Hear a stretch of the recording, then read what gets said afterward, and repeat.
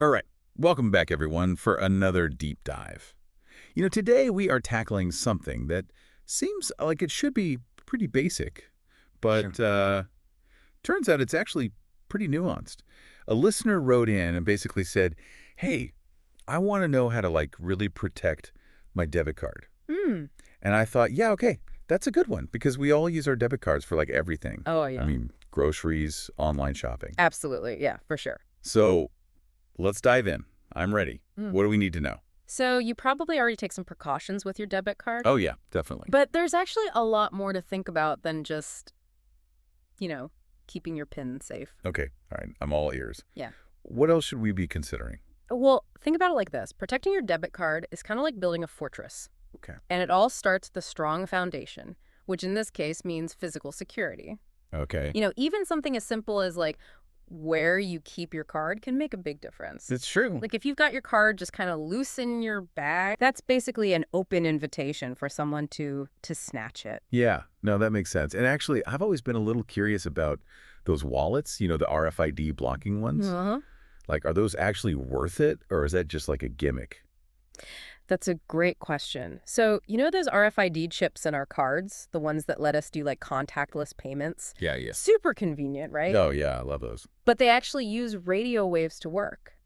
And that actually makes them vulnerable to something called electronic pickpocketing. What? Electronic pickpocketing. Yeah, basically, if someone gets close enough to you with a scanner, they could potentially steal your information. Wow. Okay, I had no idea. Yeah, so an RFID blocking wallet basically disrupts those radio waves, which adds an extra layer of protection. So it's like putting up a shield. Exactly, a shield against those sneaky digital thieves. Okay, and speaking of sneaky, I Mm. always get nervous about those card skimmers you hear about at ATMs and gas stations. Oh, yeah, those are scary. Those are insidious little things.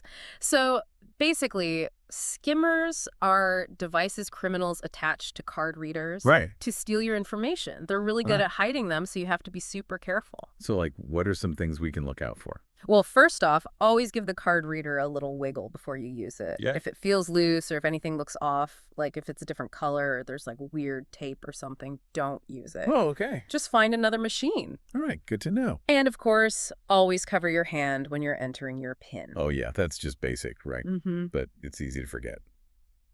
Okay, so speaking of pins, I've always wondered, are birthdays really that bad? Let's just say it's not the best idea. Okay. It's kind of like leaving the key under the doormat, you know? Right. If a thief knows even a little bit about you, like if they've got access to your social media or something, they can easily guess it. Yeah, that makes sense.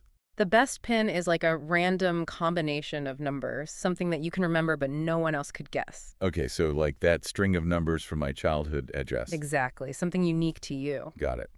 Okay, so we've got our physical fortress locked down, but what about online? I do most of my shopping online, and it just feels riskier sometimes. It is, it's kind of like stepping into a bustling marketplace online. You've got to be aware of your surroundings. Yeah.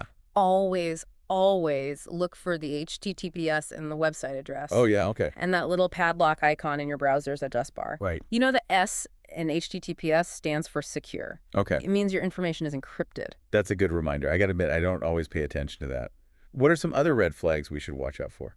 Be very wary of any emails or texts that ask for your card details. Like, no legitimate bank or company is ever going to ask for that information over email or text. Okay. Those are almost always phishing scams. Phishing scams. Those are the ones that try to trick you, right? Yeah, exactly. They often look so official, like they might even have a logo and everything, that it can be really easy to fall for them. Yeah. If you're ever unsure about something, it's always best to contact the company directly through their official website or phone number. Okay, better safe than sorry. So let's say you've done everything right. You've been super careful, but your card still gets compromised. What happens then? That's where knowing your rights comes in. You really need to familiarize yourself with your bank's policies on fraud. Most importantly, report any suspicious activity immediately. The faster you act, the better protected you are. So don't wait. Exactly. And don't just glance at your statements. Really check them regularly. Look for even those small, unauthorized transactions. Oh, you mean like those little tiny charges? Yeah, those microtransactions, those are often thieves just testing a stolen card Oh, wow. before they make bigger purchases. Okay, that's a great tip. I'm definitely going to be checking my statements more carefully now. Yeah, and it really comes down